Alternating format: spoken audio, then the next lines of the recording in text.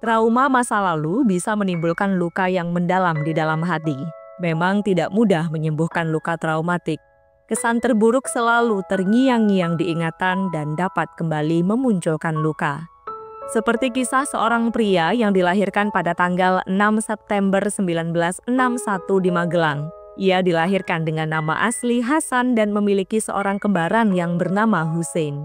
Pria itu dibesarkan di dalam keluarga yang harmonis dan dilimpahi dengan kasih sayang kedua orang tuanya. Ayahnya bekerja sebagai seorang petani, sedangkan ibunya berperan sebagai ibu rumah tangga.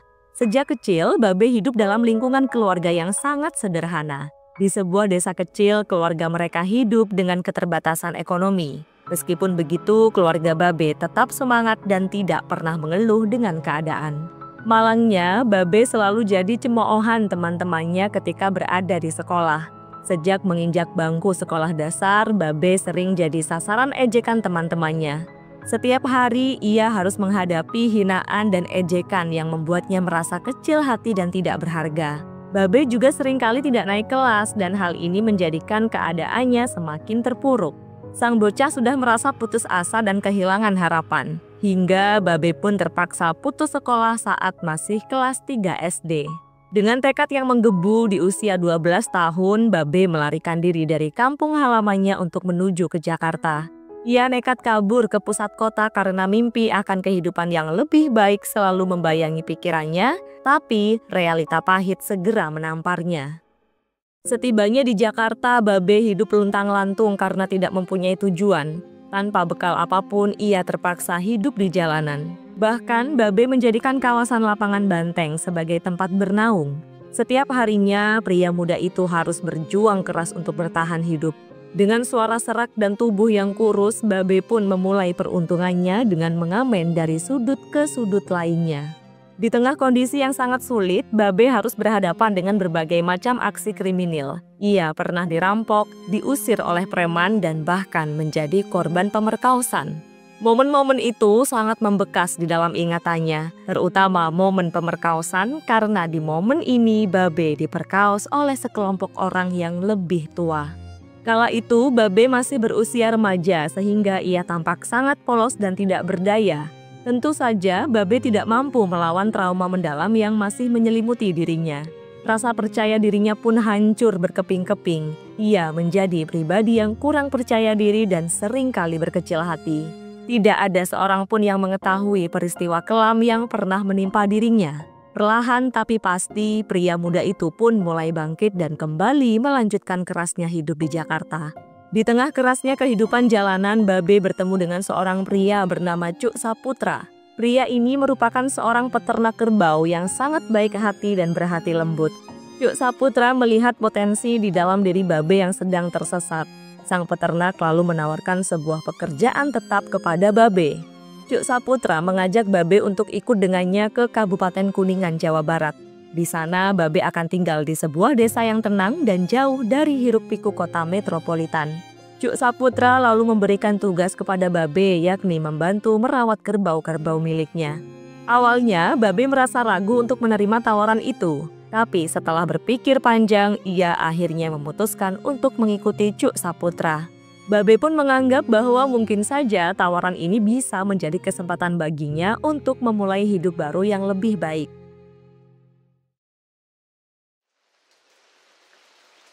Seiring berjalannya waktu, Babe mulai terbiasa dengan kehidupan di desa bersama keluarga Cuk Saputra. Bahkan Babe mempunyai kesempatan untuk jatuh cinta kepada seorang gadis desa yang sederhana dan baik hati. Sang gadis juga bisa melihat sisi lembut dari Babe yang masih terpendam. Sejoli itu pun saling mencintai dan memutuskan untuk segera menikah. Namun kebahagiaan Babe dan sang istri tidak bisa berlangsung lama. Trauma masa lalunya yang kelam terus menghantui Babe. Setiap kali ingin itu-ituan dengan sang istri, bayangan masa lalu yang mengerikan selalu muncul di dalam benaknya. Ketakutan dan rasa bersalah membuatnya sulit untuk menikmati kehidupan rumah tangganya. Pria itu pun semakin merasa tidak layak untuk mendapatkan kebahagiaan.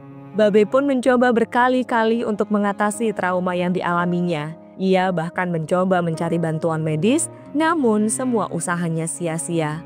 Meskipun begitu, sang istri selalu setia mendampingi Babe. Wanita itu tetap menerima kekurangan sang suami dan tetap melayaninya dengan sepenuh hati. Kemudian, tragedi terbesar telah menimpa rumah tangga Babe. Sang istri yang sangat dicintainya mengalami sakit keras. Sudah berulang kali mereka melakukan pengobatan, tapi nyawa sang istri tetap tidak terselamatkan. Hingga akhirnya wanita itu pergi ke pangkuan ilahi, meninggalkan Babe seorang diri. Kepergian sang istri membuat Babe sangat terpukul.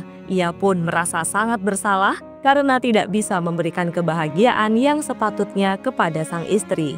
Setelah kepergian sang istri, Babe merasa sangat hampa dan tampak kehilangan arah. Ia lalu memutuskan untuk kembali ke Jakarta. Kota yang pernah membuatnya menderita kini jadi tempat pelarian terakhirnya. Di Jakarta, Babe memulai hidup baru dengan menyewa sebuah rumah kontrakan yang sangat sederhana. Letaknya di Gang Masjid Haji Murdalim RT 6 RW 2 Pulau Gadung, Jakarta Timur. Sehari-hari Babe bekerja sebagai penjual rokok keliling dan mulai mengasuh anak-anak jalanan. Dengan pengalaman pahit yang pernah dialaminya, Babe merasa terpanggil untuk membantu anak-anak yang nasibnya sama seperti dirinya dulu. Meski begitu, trauma masa lalu masih melekat di dalam benaknya. Bagi pria itu tidak mudah menghilangkan kenangan pahit yang menyiksanya selama hidup. Hari demi hari, ikatan Babe dengan anak-anak jalanan semakin erat. Pria itu pun lebih sering menghabiskan waktu bersama mereka untuk berbagi cerita, makanan, dan bahkan tempat tidur seadanya. Seiring berjalannya waktu, Babe lebih memilih untuk berinteraksi dengan anak laki-laki yang berusia antara 9 hingga 12 tahun. Kedekatannya dengan anak-anak jalanan begitu intens, seolah-olah ia menemukan sosok dirinya di masa lalu di dalam diri mereka. Pada pagi hari di tanggal 7 Januari 2010, seorang anak jalanan berusia 9 tahun yang bernama Ardiansyah mendatangi lapak kecil milik Babe di depan Pulau Gadung Trade Center. Bocah itu tinggal bersama ibunya yang bernama Nur Hamidah Pasaribu. Karena kesulitan ekonomi, ia terpaksa berhenti sekolah dan bekerja sebagai pengamen untuk membantu perekonomian keluarganya. Selama 6 bulan terakhir, Ardiansyah telah menjalin hubungan dekat dengan Babe, seorang pria yang dianggapnya sebagai figur seorang ayah. Pria paruh baya itu juga sering memanjakan dan memberikan perhatian yang jarang didapatkan sang bocah dari ibunya sendiri. Bahkan Ardiansyah sering menginap di rumah Babe sehingga ia merasa lebih nyaman dan diperhatikan oleh pria tersebut. Suatu ketika Ardiansyah hanya ingin datang untuk menghampiri dan menyapa Babe barang sebentar saja karena sudah lama dia tidak berkunjung ke lapak milik pria tersebut. Setelah menyapa sebentar, sang bocah kembali mengamen hingga siang hari. Tidak lama kemudian ia kembali ke lapak milik Babe untuk beristirahat. Pada momen itu, tiba-tiba saja sang pria paruh baya mendudukkan sang bocah di pangkuannya, sambil menyisir dan mengelus-elus rambutnya. Di hari itu, secara kebetulan juga terdapat anak jalanan asuhan Babe yang berinisial DS, AP, dan WK. Kepada mereka, sang pria paruh baya menitipkan warungnya dikarenakan Babe hendak mengajak Ardiansyah ke rumahnya. Namun, pria itu berkata akan pergi ke gedung PTC. Setibanya di kontrakan, pria itu memandikan sang bocah dan memperlakukannya dengan lembut. Bahkan Babe merepotkan dirinya sendiri dengan membuatkan sang bocah sepiring mie instan dan segelas teh manis. Ardiansyah begitu menikmati hidangan yang diberikan sambil menonton TV yang menayangkan film animasi. Kemudian si pria paruh baya tiba-tiba mengajak sang bocah masuk ke dalam kamarnya. Secara sadar, pria itu meminta Ardiansyah untuk melakukan itu-ituan dengannya. Bocah polos itu sangat terkejut saat mendengar permintaan Babe. Di dalam benaknya, Ardiansyah tidak pernah menyangka bahwa pria yang telah dianggapnya sebagai seorang ayah tega berbuat hal seperti itu. Ardiansyah pun berusaha kabur dari ruangan sempit itu, namun Babe telah mengunci pintu kamar dan menyembunyikan kuncinya di suatu tempat. Bocah itu pun terus-menerus meronta-ronta dan berteriak-teriak, terutama saat Babe mulai mencentuh bungilnya. Tidak disangka-sangka penolakan sang bocah membuat pria paruh baya itu menjadi naik pitam. Si pria paruh baya lalu mengambil gulungan tali rafia yang tergeletak di bawah rak baju di dekatnya. Setelah itu, tanpa berpikir dua kali dan dengan teganya, Babe menjepitkan tali rafia ke leher sang bocah dari arah belakang. 5 menit kemudian bocah malang itu terjatuh lemas. Kemudian Babe mendekati Ardiansyah untuk memastikan si bocah sudah benar-benar meninggoy atau belum. Saat itu juga dapat dipastikan bahwa Ardiansyah sudah tidak bernyawa karena kekurangan oksigen. Melihat tubuh mungil sang bocah begitu bersih dan suci, pria itu semakin bersemangat untuk memperkaos Ardiansyah yang telah meregang nyawa. Babe pun segera bergegas melepas seluruh pakaiannya dan baju Ardiansyah. Pria keji ini memperkaos tulang Ardiansyah dengan barbarian. Setelah melakukan aksinya, Babe sempat kembali ke tempatnya berdagang yakni di depan PTC. Kepada DS, AP, dan WK yang masih di situ, Babe mengaku mendadak kedatangan tamu dari Tangerang. Untuk itu, ketiga bocah diminta untuk menjaga dagangan Babe sedikit lebih lama. Namun pada kenyataannya, Babe kembali ke kontrakannya untuk membersihkan tubuh Ardiansyah.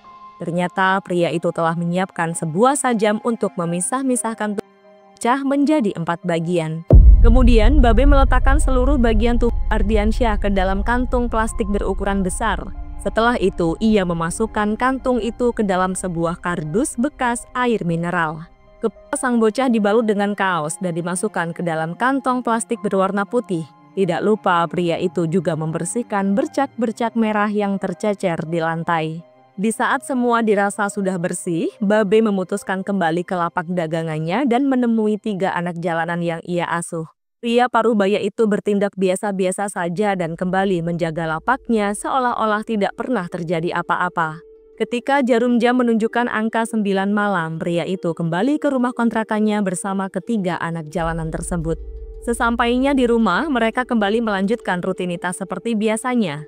Pada momen itu, kardus yang berisi bagian tubuh serta bungkusan si bocah malang belum sempat dibuang. Babe justru meletakkan bungkusan itu di bawah meja yang terletak di luar rumahnya. Kemudian pada tanggal 8 Januari 2010 pukul 3 dini hari, sang pria parubaya secara diam-diam keluar rumah untuk membuang bungkusan yang berisi bagian tubuh Ardiansyah. Babe meletakkan bungkusan kepala di pinggir jembatan Warung Jengkol Pulau Gadung. Sedangkan kardus berisi bagian tubuh dibawa ke daerah Cakung untuk dibuang di dekat jembatan banjir Kanal Timur. Babe sangat berharap bagian tubuh yang ia buang segera lenyap di telan bumi. Akan tetapi kejahatan yang dilakukannya tidak berjalan sempurna. Karena 2 jam kemudian seorang pria yang bernama Abdi Alfri Boy Hutahayan menemukan kardus berisi bagian tubuh tersebut. Awalnya pria muda itu berangkat dari rumahnya di kawasan Cakung, Jakarta Timur pada pukul 5:45. Di setiap harinya, Abdi memang berangkat bekerja dan melintasi Jalan Inspeksi Kanal Timur Cakung yang terletak di sepanjang banjir Kanal Timur atau BKT. Langkah kakinya seketika terhenti ketika matanya tertuju pada sebuah bungkusan kardus kemasan air mineral yang tergeletak di pinggir jalan. Kemudian karena penasaran, Abdi bergegas untuk membuka kardus itu. Dari dalam kardus menyembul bungkusan plastik warna hitam yang seolah-olah dipaksakan untuk masuk. Si pria muda pun menjadi semakin heran saat melihat keberadaan cairan merah kental yang merembes di bawah kardus. Abdi pun membuka ikatan tali pada kardus dan plastik hitam tersebut. Saat itu terpampang dengan jelas beberapa bagian tubuh manusia tanpa kepala yang masih segar di dalam bungkusan plastik tersebut. Abdi pun berteriak-teriak memanggil para warga yang berlalu lalang di jalanan. Pria itu lalu menceritakan penemuan bagian tubuh manusia di dalam kardus. Seketika tempat itu dikerumuni oleh para warga yang ingin melihat kardus tersebut. Di momen ini, sebagian warga segera menghubungi polisi. Huru-hara pun semakin menjadi-jadi, orang-orang di sekitar tempat pembuangan menjadi semakin riuh ketika polisi tiba di sana. Dengan sigap pihak kepolisian segera melakukan olah TKP. Polisi lalu memastikan bahwa isi kardus itu adalah bagian kaki dan tangan bocah berusia 6 hingga 12 tahun. Setelah olah TKP, polisi membawa bagian tubuh ke Rumah Sakit Cipto Mangunkusumo atau RSCM. Keesokan harinya, masyarakat kembali digegerkan oleh penemuan kepala anak kecil di dalam plastik berwarna putih di kawasan Rawa Teratai.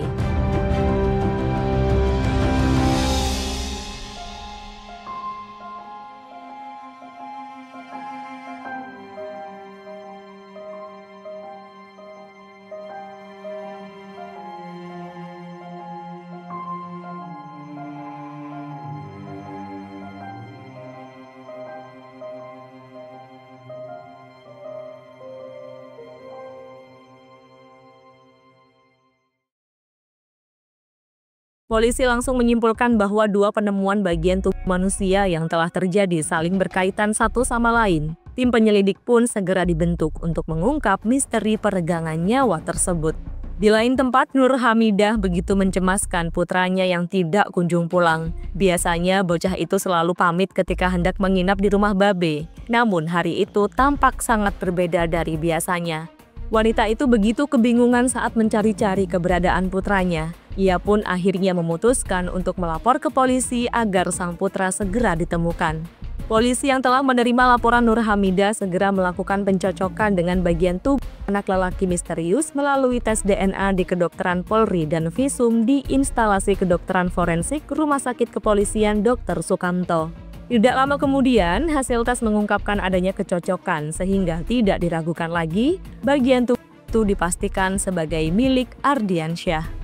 Hati Nur Hamidah pun sangat hancur tatkala mengetahui putra kesayangannya yang telah tiada dengan kondisi yang sangat tragis.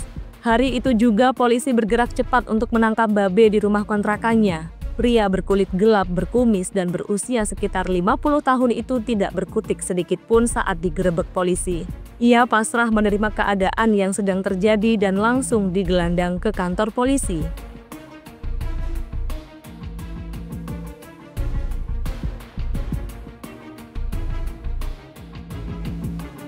Polisi pun terus menyelidiki kejahatan Babe sampai menemukan titik terang. Kepala Bidang Humas Polda Metro Jaya yang bernama Boy Rafli Amar mengungkapkan bahwa korban Babe ternyata terdapat sebanyak 14 orang. Artinya, pria bodat ini telah memperkaos dan melenyapkan 14 anak di bawah umur. Mereka semua adalah anak jalanan yang dekat dengan sang pelaku. Babe juga mengaku bahwa hanya 7 kali melakukan itu-ituan dan hanya dilakukan dengan para korbannya. Semua kasus perampasan nyawa yang dilakukan Babe polanya selalu sama. Bila mereka menolak, maka akan diikat dengan tali rafia. Setelah tidak bernyawa, pria itu akan memperkaos korban dan memisahkan bagiannya untuk menghilangkan jejak. Kemudian pada tanggal 22 Februari 2010, dilaksanakan rekonstruksi kasus peregangan nyawa terhadap Ardiansyah. Kegiatan rekonstruksi dimulai dari pertemuan antara Babe dengan sang bocah di Pulau Gadung Trade Center. Lalu dilanjutkan dengan kejadian di rumah kontrakan Babe di kawasan Pulau Gadung. Hingga berlanjut ke adegan yang berlangsung di lokasi penemuan tubuh Ardiansyah, yakni di pinggir jembatan Banjir Kanal Timur di Jalan Raya Bekasi, Jakarta Timur.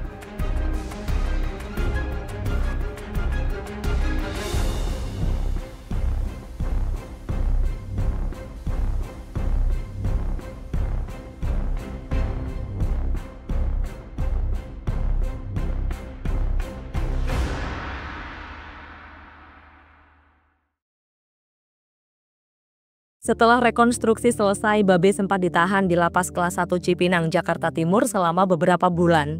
Kemudian pada tanggal 24 Mei 2010, Babe menghadapi sidang perdana yang digelar di Pengadilan Negeri Jakarta Timur. Di pengadilan, sang pria mengaku menyesal dan minta maaf kepada seluruh keluarga korban. Jaksa penuntut umum yang bernama Trimo lalu mengungkapkan bahwa sang terdakwa dipastikan sudah melakukan peregangan nyawa secara berencana sesuai pasal 340 junto pasal 65 KUHP. Oleh sebab itu, sang jaksa memberikan tuntutan hukuman metong kepada si pelaku.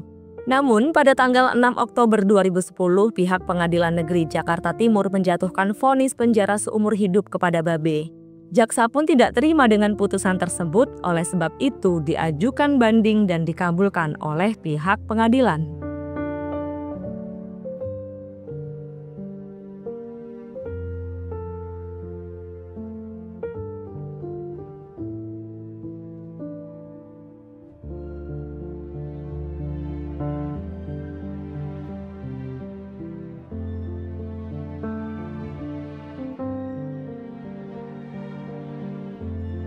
Kemudian pada tanggal 13 Desember 2010, vonis ini diperberat menjadi hukuman metong oleh Pengadilan Tinggi Jakarta. Akan tetapi hingga hari ini belum ada kabar terkait tepatnya kapan Babe akan dieksekusi. Kekejaman Babe ini bisa dikatakan sebagai kelakuan penderita pedofilia karena selalu melakukan itu-ituan dengan anak di bawah 12 tahun. Babe juga pengidap gangguan mikrofili karena memiliki kecenderungan dan ketertarikan dengan tindakan itu-ituan dengan tubuh yang sudah tidak bernyawa. Babe pun terpaksa melakukan hal tersebut karena dorongan trauma masa lalu.